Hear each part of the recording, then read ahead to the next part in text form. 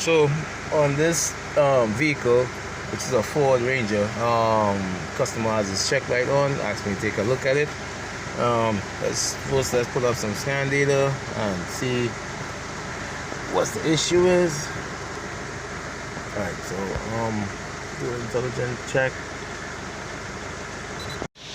Alright, so we're gonna go through the scan tool and see what faults you have. Alright, retrieve the codes. Alright, so you got the map sensor, right? Map sensor / barometric sensor, circuit input high. So we gotta do some testing on that to determine if it's the sensors or if it's the circuit is the issue. Let's read some data. Alright, so what we're gonna look for is barometric voltage, right? Barometric pressure is basically atmospheric pressure that we see out here. The PCM use that as a to basically compare what is going on in the manifold to what's happening outside based on the weather condition, altitude, things of that nature. Let's check manifold pressure. Let's check the voltage. Let's check the mass airflow also.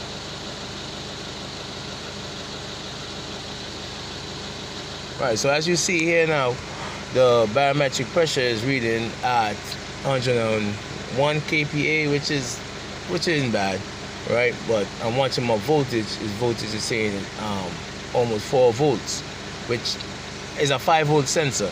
So once you plug it in, it's supposed to be reading lower than that. I believe, like, let's say between 1.5 to 1.7 volts on the barometric pressure.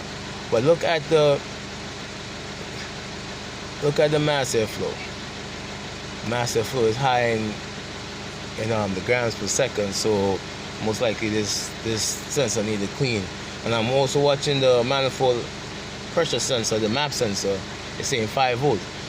Basically, this showing me that it's probably an input, opening the circuit on the mass airflow side. So let's go on the hood and take a look at it and see if it makes a difference.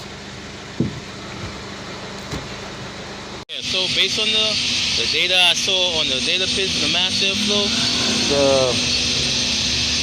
the mass airflow is pulling a lot of grams per second. So I came on the hood and I investigate the air filter. You see the condition of it? It's really dirty. It needs to change. Looks like you haven't changed in a while. This is a new one that I just purchased, right? And if you take a look at the mass airflow, right in there, it's kind of hard to see because of the glare. It's really dirty, and I'm going to clean it up, install it, rescan, and see if it makes a difference with the performance of the vehicle, right? So you got to get your mass airflow service.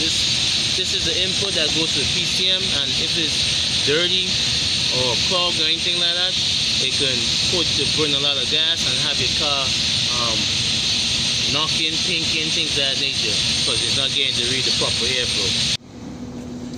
Yeah, so I'm trying to see if I get a better capture of the resistor and the mass airflow for y'all to take a look, but it's buried down in the hole. So as I said, man, I want to just clean this up.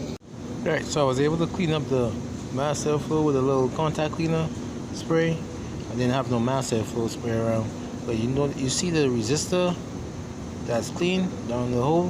What I did, I just used a little pick and just slightly brush it against the resistor, and you see how clean it is right now. I mean, that resistor is real fouled up by, I don't know, lack of maintenance on the customer behalf, but yeah, that looks nice. So I'm gonna put it back on, and sorry about the zooming in and out. I'm gonna put it back on and see if I can get this car to drive much better. So this is a 5-pin mass airflow.